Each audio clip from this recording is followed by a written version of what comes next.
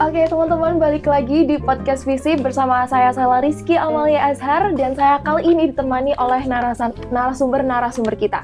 Oke, kali ini kita akan berbicara tentang suatu kejahatan cyber atau cybercrime yang di era sosial media ini, sosial digital ini sangat dekat sekali dengan kita, namun seringkali kita sepelekan keberadaannya. Kejahatan cyber tersebut namanya phishing. Phishing merupakan kejahatan cyber di mana seseorang berusaha untuk mengambil data pribadi orang lain dengan mengatasnamakan lembaga-lembaga tertentu. Nah, di sini saya sudah ditemani oleh beberapa narasumber. Yang pertama ada Pak Joko selaku ahli IT. Selamat datang Pak di Visip.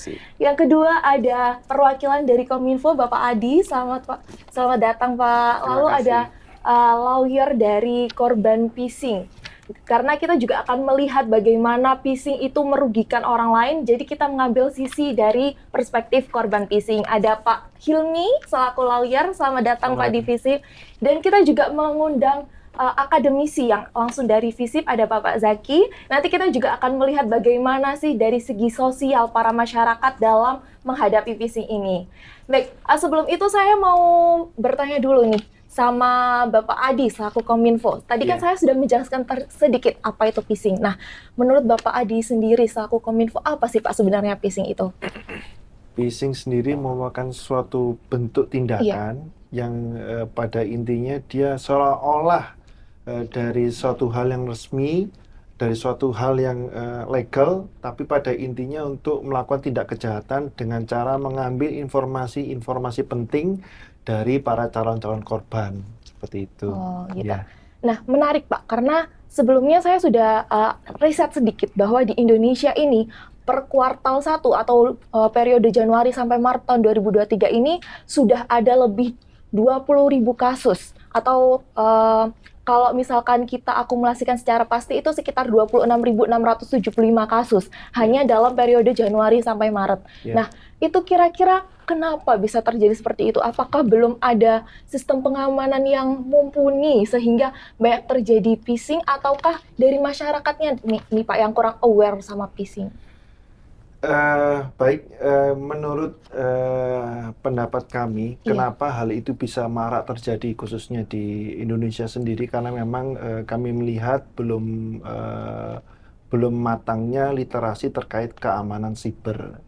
Karena kami melihat banyak masyarakat yang menganggap bahwasannya dengan intinya menggunakan aplikasi ini itu aman. Padahal di satu sisi aplikasi itu pasti ada plus minusnya. Bagaimana kita melakukan internet secara sehat, melakukan daftar suatu aplikasi, apakah aplikasi itu jelas atau tidak, dan lain sebagainya. Kita harus memberikan literasi terkait keamanan siber terhadap masyarakat khususnya di Jawa Timur itu sendiri gitu.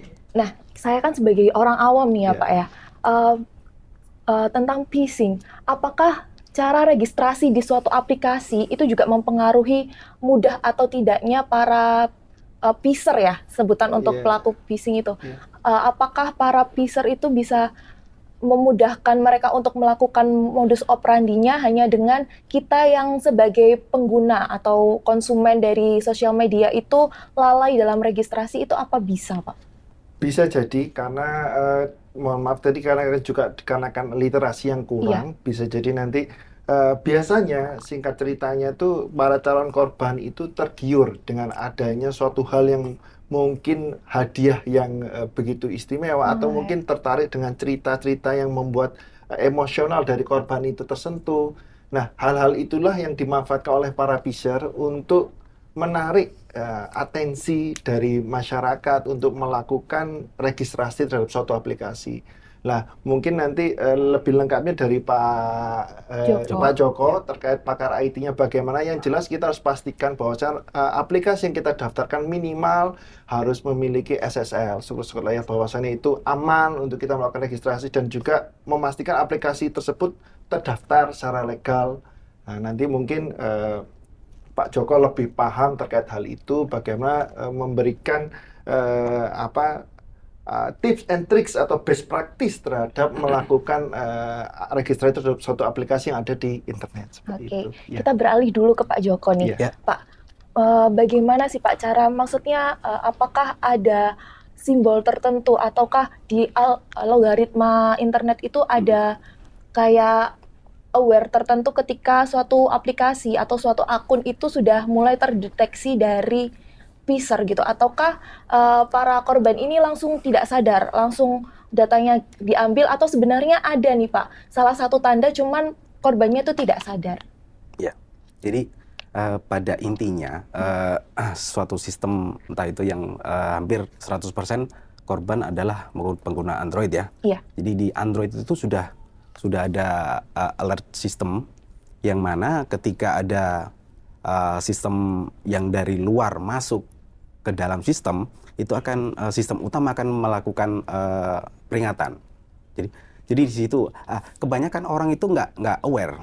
Jadi asal yes aja. Oh, iya. Jadi ketika waktu instalasi instalasi aplikasi itu juga cuman izinkan penggunaan kamera, yes, penggunaan kontak, yes, gambar dan lain-lain sebagainya. Jadi seperti itu memang butuh aware ya dari pengguna, terutama pengguna gadget ya. Itu untuk instalasi aplikasi juga harus dipertimbangkan mana aplikasi yang boleh mengizinkan kontak, kemudian pengizinan tentang kamera dan lain-lain seperti itu. Terus kemudian di Android juga sudah ada namanya Play Protect ya. Jadi Play Protect itu sengaja didesain khusus untuk melindungi user dari aplikasi yang tidak terdaftar di App Store. Terus kemudian terhindar dari aplikasi yang bisa mencuri data seperti itu. Nah, kebanyakan sekarang ini ya Pak, di Kominfo itu kan sudah ada batasan internet positif. Nah, Ya. itu kan biasanya untuk situs-situs web yang berbahaya. Oke. Tapi masyarakat ini agak sedikit nakal Pak, Ya. menggunakan aplikasi-aplikasi untuk secara otomatis itu mengizinkan mereka menggunakan situs-situs web Ya. yang berbahaya tersebut. Nah, Ya. itu pengaruhnya seperti apa? Kalau pengaruhnya semakin banyak fitur dan aplikasi yang ditawarkan kepada user dengan iming-iming penggunaan, katakanlah penggunaan VPN. Dengan penggunaan VPN, otomatis dari internet sehat, abai dong. Iya. Lolos, kemudian bisa mengakses situs-situs porno, kemudian situs-situs yang judi online, seperti itu. Jadi dari situlah mulai masuk. Kadang dan aplikasi seperti itu memang tidak ada di App Store, di luar. Jadi aplikasi itu memang third party. Jadi siapapun bisa nginstal dengan konsekuensi data akan tersebar. Seperti itu. Oke, terima kasih Pak. Ya, sama-sama. Sekarang kita lanjut dari sisi korban nih teman-teman. Ada Pak Hilmi selaku lawyer. Nah, boleh diceritakan Pak secara detail, karena ini juga terjadi di sekitar kita. Banyak bahkan di sekitar lingkungan saya sendiri Pak, pernah ada juga yang hampir sama, tertipu beberapa juta karena ya itu tadi, karena datanya dibobol atas nama hadiah. Nah, tapi yang sekarang pinternya adalah orang-orang tidak lagi menggunakan harus ditransfer berapa rupiah baru hadiahnya cair, tapi hanya dengan mengklik formulir atau apa, nanti tiba-tiba datanya sudah berada di tangan Pfizer dan lalu saldonya berkurang. Nah, kalau dari kasus yang sedang Bapak tangani ini, kronologinya bagaimana Pak? Baik, untuknya kasus yang menimpa klien kami Iya. sebagai korban itu agak unik ya. Bukan klien kami yang aktif, bukan klien kami yang tergiur, bukan. Oh, iya. Nah, cuma karena si pelaku, si Pfizer-nya ini, dia menggunakan modus operandi dengan cara mengirim undangan APK melalui WhatsApp app. Ya. Oke. Di sana ketika diklik itu bukan file PDF ataupun link ke website undangan yang muncul, tapi link iklan-iklan, dan itu hanya hitungannya sekian detik saja. Tidak lebih dari 10 detik mungkin, langsung di close. Yang klien kami lakukan langsung mengganti device. Nah, saat itu, jadi kalau di salah satu brand Android itu kan ada SmartWatch, itu cepat sekali kan langsung slide. Itu kita udah sampai ke sana antisipasinya. Nah, yang terjadi si Pister ini lebih canggih. Dia bisa masuk langsung ke email. Email dengan cara mengirim kode OTP. Kode OTP untuk bertransaksi. Bahasa sederhananya seperti ini. Hei nasabah, kamu benar mau melakukan transaksi seperti ini. Ya. Klien kami pada saat itu udah dalam waktu jam-jam istirahat, tengah malam. Ya. Kan nggak mungkin orang itu standby 24 jam di handphone. Ya. Karena tidak ada respon dari OTP tersebut, dianggap iya. Itu yang perlu dievaluasi sebenarnya. Nanti mungkin Pak Pakar IT bisa mengomentari ya. Nah, premis itu izin untuk bertransaksi ya. Nah, kalau di bank-bank lain itu kan ada limit, betul. Nah, kalau bank khusus yang klien kami ini sebagai nasabah prioritasnya itu lewat limitnya. Dalam kurun waktu jam 10 malam sampai jam 4 pagi itu raib 1,4 miliar secara bertahap. Di 2 rekening yang berbeda. Bayangkan bagaimana si pelaku ini menjalankan aksinya. Gitu. Mungkin dalam podcast ini tidak membahas tentang perspektif hukumnya dan apalagi perkaranya masih sedang berlangsung, jadi ada beberapa hal yang tidak bisa kami informasikan. Kurang lebih seperti itu. Dalam waktu 1 malam 1,4 M raib di berarti semakin canggih ya Pak, dari mereka mengharuskan kita mengirim uang, lalu mengirim link, ini tiba-tiba mengirim situs web undangan, tiba-tiba saldo raib dengan segitu banyaknya. Menariknya lagi, transaksinya itu beragam. Transaksinya beragam, seperti? Kan tidak mungkin langsung bisa pindah pembukuan, karena jumlahnya besar.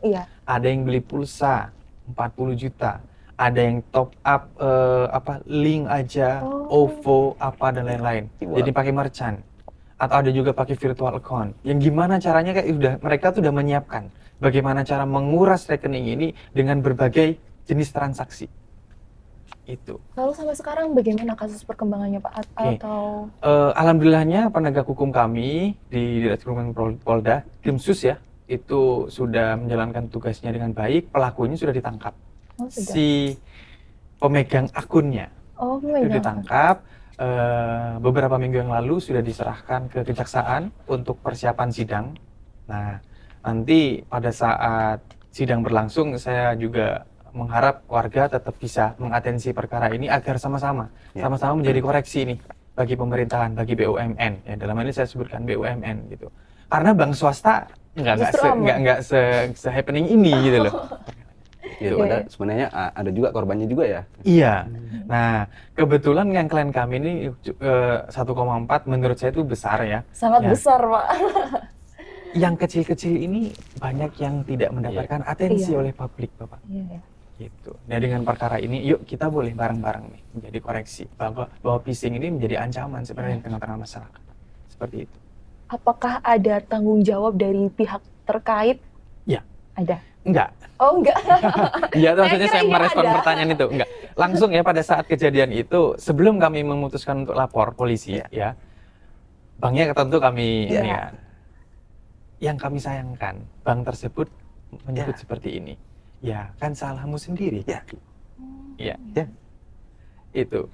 Exactly, Ya, saya nggak bisa dong bertanggung jawab dan lain-lain. Even klien kami ini prioritas loh.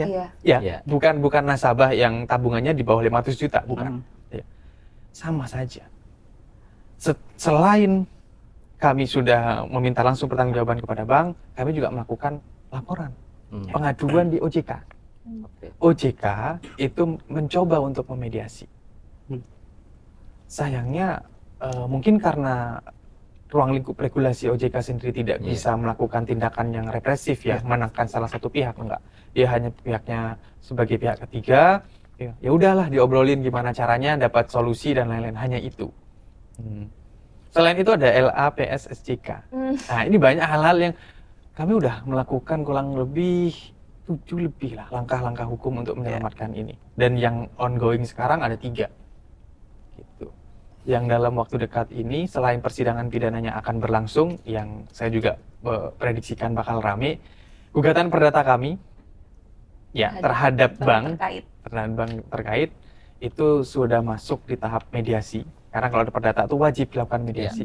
Kalau itu gagal, ya kalau tetap tidak memberikan itikat baik karena ada legal security yang tidak baik, ya kami akan terus memblow up perkara ini.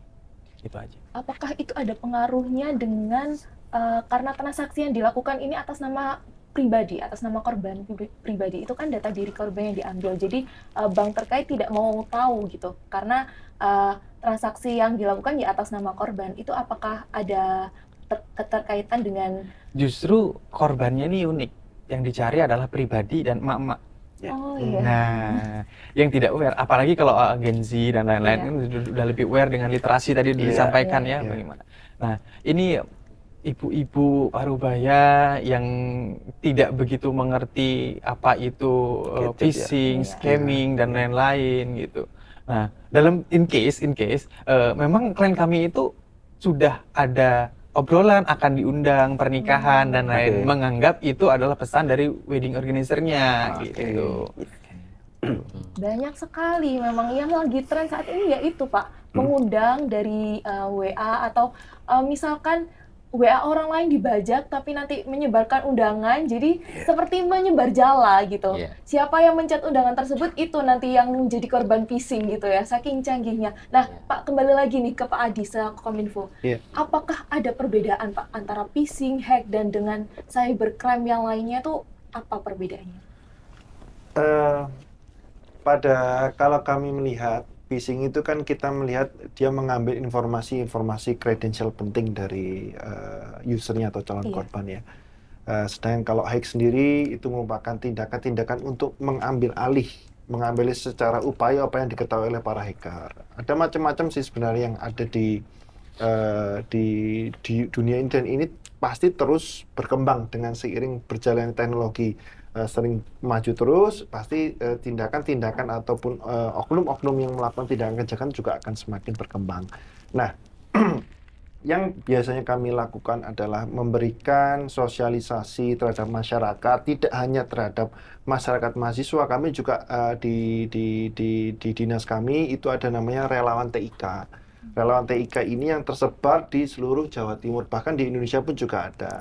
Kami berkolaborasi dengan berbagai komunitas untuk mengadakan sosialisasi, tidak hanya terpusat di Surabaya saja, di kota-kota besar, tapi di daerah-daerah di Bojonegoro, di Pacitan, di Ponorogo, bahkan di daerah-daerah lainnya, agar literasi ini bisa diterima oleh semuanya. Dan kami pun tidak akan, pesertanya tidak harus mengerti terhadap IT, tapi semuanya, bahkan kaum emak-emak pun sangat sangat antusias kalau biasanya kita komunitas emak-emak ini kita kejar karena yaitu tadi, karena menurut kami mereka ini sebenarnya perlu pendampingan, perlu pendekatan terkait literasi terhadap internet sehat atau bersurfing di internet secara sehat itu bagaimana. Itu kami selalu upayakan, bahkan merupakan agenda tahunan kami. Jadi kami mesti anggarkan atau rencanakan setiap tahun pasti ada daerah-daerah yang kita sentuh seperti itu. Baik Pak Zaki nih selaku akademisi sosial nih ya. Nah, bagaimana sih Pak sebenarnya lingkungan sosial di Indonesia itu sehingga memudahkan masyarakat Indonesia itu mudah sekali terjangkit atau mudah sekali menjadi korban kasus phishing? Karena Pak, menurut data riset juga di Indonesia ini merupakan negara nomor 1 terbesar se-ASEAN yang kasus phishing-nya itu paling banyak menelan korban, dan 10 di dunia. Nah itu kan berarti itu bukan prestasi ya Pak, itu sangat miris sekali. Kenapa masyarakat Indonesia yang saat ini sudah mulai berkembang masih banyak yang menjadi korban phishing seperti itu? Ya, mungkin pertama saya menyampaikan bela sungkawa ya. Korban ini kan dalam bahasa yang lain disebut dengan the forgotten person ya. Orang yang dilupakan itu ketika sudah korban. Betapa sangat banyak. mungkin nilainya besar ini perlu atensi khusus. Tapi kalau yang kecil-kecil itu kan sangat banyak di lingkungan kita, bahkan sangat luar biasa. Nah, ada beberapa hal yang mungkin penting untuk saya sampaikan. Yang pertama adalah soal literasi digital kita yang memang itu harus masif ya. Tadi sudah disampaikan bahwa kita ini yang pegang Android atau pegang handphone itu dengan beragam aplikasi yang ada di dalamnya, itu dari anak kecil ya baru bisa pegang sesuatu sampai orang tua, yang mana kemudian masing-masing segmen itu kemampuan literasinya kan juga sangat berbeda ya. Kita mungkin Mbak Saila dengan kawan-kawan itu generasinya generasi milenial ya. Kalau saya ke atas atau teman-teman yang ada di sini generasi kita kolonial itu ya. Saya masih milenial. Iya. Ada yang nggak terima. Kita itu dengan sangat mudah dengan ya melakukan satu aksi yang mungkin itu sangat terkait dengan kehidupan pribadi kita. Nah, oleh karena itu saya kira kita apresiasi betul ya masifikasi literasi digital yang dilakukan oleh siapapun, saya kira oleh seluruh stakeholder yang ada di Indonesia. Itu yang pertama. Kemudian yang kedua, terkait dengan budaya itu tentu juga harus diperkuat ya dengan upaya perlindungan terhadap kalau sudah jadi korban tadi bahkan sampai dilupakan, itu kan sangat miris ya, ironis sekali saya kira. Tapi di sisi yang lain saya kira saling memperkuat antar seluruh komponen ya, baik itu dari penyiapan regulasi oleh pemerintah, baik itu regulasi terkait dengan, kalau sekarang kan mungkin lebih kepada pelaku ya, pelaku kejahatan phishing, kejahatan yang terkait dengan elektronik ya paling undang-undang ITE atau yang lain-lain. Tapi kemudian bagaimana dengan asas keadilan yang dimiliki oleh seluruh warga negara, yang mana kemudian artinya korban ini juga kan perlu diperhatikan itu. Betul, ya. Ada namanya keadilan restoratif itu ya. Nah, oleh karena itu korban ini juga ya tadi edukasi jalan, tapi penguatan regulasi di segala lini yang terkait dengan ya seperti tadi mungkin ada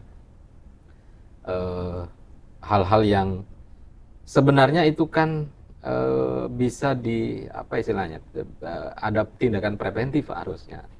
Bank itu misalnya ada untuk kalangan-kalangan tertentu yang tabungannya sekian sampai sekian, itu bagaimana aturan-aturan itu kemudian ditetapkan. Oleh karena itu saya kira aturan secara komprehensif itu memang sangat kita butuhkan. Ya walaupun ada kabar misalnya kalau terkait dengan informasi publik itu kan ya silahkan, tapi ada hal-hal secret yang memang terkait dengan pribadi dan lain sebagainya itu memang tidak boleh kan. Kemudian yang selanjutnya, kalau tadi sudah literasi, kemudian penguatan regulasi dan lain sebagainya, maka yang juga paling penting adalah bagaimana kita sebagai user ini ya saya kira kembali kepada kepada kebiasaan ya. Bagaimana kemudian kita yang sangat dekat dari bangun tidur sampai tidur lagi kita menggunakan teknologi ini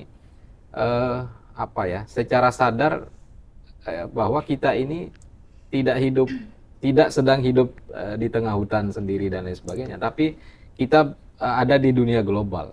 Nah, oleh karena itu apapun tindakan kita maka itu ada konsekuensinya saya kira. Betul. Nah, oleh karena itu penguatan seluruh pihak ya itu menjadi sangat penting saya kira. Termasuk saya pikir menyuarakan ini dimanapun. Misalnya kalau kita di sini ya tingkat kampus, mungkin di sekolah-sekolah, mungkin bahkan di masyarakat umum, di pasar-pasar yang notabene kan katakanlah uang 100.000 sampai dengan sekian miliar itu kan ya sangat sangat penting ya, dan itu melekat pada diri pribadi masing-masing yang kemudian tentu itu harus diatur oleh regulasi yang melindungi ya melindungi kepentingan bersama, saya kira itu yang penting menurut saya, Mbak Sela. Oke. Pertanyaan terakhir untuk masing-masing narasumber karena terbatas waktu kita ya Pak. Sebenarnya pembahasan ini seru sekali cuman karena terbatas waktu. Pertama untuk Pak Adi selaku Kominfo nih Pak. Apa sih Pak maksudnya Kominfo ini berperan di mana sebagai suatu lembaga khusus untuk informasi ketika ada korban phishing. Nah, letak Kominfo itu gunanya untuk apa? Apakah harus pelapor ke Kominfo dulu untuk sebagai agar datanya diblokir atau gimana? Baik, memang banyak kami mengalami telepon aduan dari masyarakat, Pak, ini kami terkait misalnya Facebook account-nya terambil orang, Pak, ini aplikasi kami seperti ini gitu. Kami dari pemerintahan khususnya Dinas Komunikasi dan Informatika Provinsi Jawa Timur memberikan edukasi, literasi bahwasanya tindakan di tempat kami hanya sebatas untuk memberikan dorongan. Sebaiknya kalau ingin memberikan aduan mungkin bisa langsung ke Polda atau mungkin ke aparat penegak hukum lainnya, karena memang di tempat kami biasanya memberikan ini semacam kayak informasi harusnya bagaimana dan bagaimana. Karena secara TUSI sendiri kami tidak punya TUSI untuk langsung misalnya menangkap pelaku yang tidak, karena ini merupakan tindakan dari aparat penegak hukum.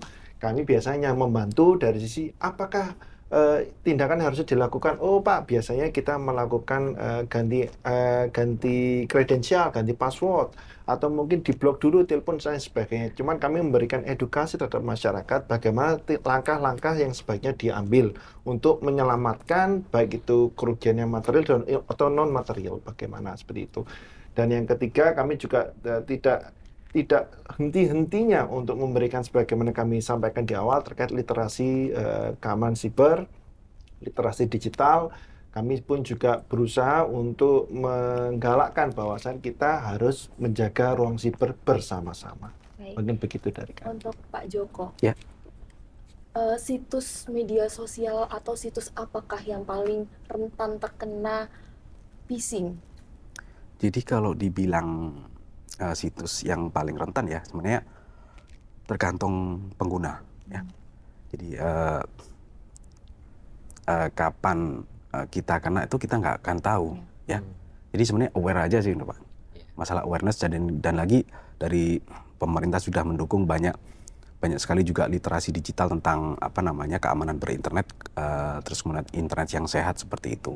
Jadi kalau menurut saya yang perlu dilakukan para pengguna gadget ataupun user ya, itu adalah berhati-hati dalam bertransaksi, terus kemudian aktifkan autentikasi 2 langkah, kemudian tidak menginstal aplikasi di luar sumber yang telah disediakan, seperti itu. Terus kemudian selalu cek password, itu aja. Ya, jangan sampai banyak akun media sosial dan email cuma satu. Jadi ketika satu kena attack, satu terambil alih, yang lain akan terambil alih juga. Seperti itu. Baik, untuk Pak Hilmi, selaku lawyer, harapan apa sih Pak yang bisa kita lakukan nih sebagai masyarakat kepada pemerintah agar kasus phishing ini berkurang di Indonesia? Baik, saya coba dengan analogi yang sangat sederhana ya.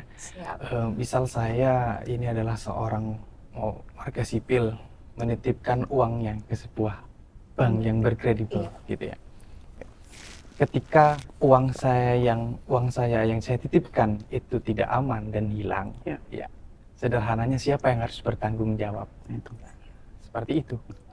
Jadi, dan terhadap warga atau masyarakat sipil lainnya yang jangan melihat nominalnya, ketika merasa dirugikan daripada hak-hak yang sudah seharusnya didapat dan dikepunyai, silahkan lakukan langkah hukum saja.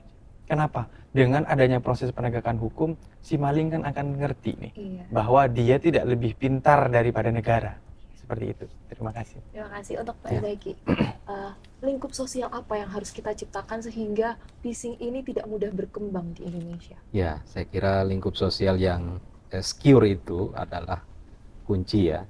Secure itu bisa dibangun dari tadi awareness, ya, kesadaran, bisa dibangun dari pengetahuan-pengetahuan lain melalui literasi saya kira. Dan yang paling penting adalah tadi kita merasa nyaman dengan adanya hadirnya regulasi-regulasi yang diciptakan atau dibentuk oleh pemerintah ya, terkait dengan tadi soal hak bagi korban, hukuman bagi pelaku, bagaimana keterjaminan ya, apa namanya, kita sebagai user lah ya, sehingga saya kira keterlibatan semua pihak ya dalam konteks bagaimana kita menjaga masyarakat kita yang ya katakanlah kita belajar terus ya sebagai masyarakat, kita beralih dari masyarakat yang agraris ke masyarakat yang modern ini kan juga ya saya kira butuh belajar dan kita melalui kasus-kasus yang ada harus terus meningkatkan kewaspadaan ya demi terciptanya masyarakat yang secure itu tadi, aman dari tindakan-tindakan yang merugikan. Saya kira seperti itu. Baik, sangat menarik sekali pembahasannya, tapi sayang sekali kita terbatas oleh waktu. Mungkin lain kali kita akan berbicara tentang phishing ini lebih banyak ya. Semoga ada kesempatan di lain hari sehingga kita bisa bertemu lagi ya Bapak-Bapak. Oke teman-teman, mungkin itu pembahasan tentang phishing. Satu yang bisa kita garis bawahi bahwa internet sehat itu tercipta dari diri kita sendiri. Kalau kita tidak aware dengan data diri kita, maka akan siapa lagi? Buktikan kalau kita lebih pintar daripada sang phisher. Oke, saya Rizky Amalia Azhar mewakili seluruh kerabat kerja yang bertugas pamit undur diri. Terima kasih dan sampai jumpa. Wassalamualaikum warahmatullahi wabarakatuh.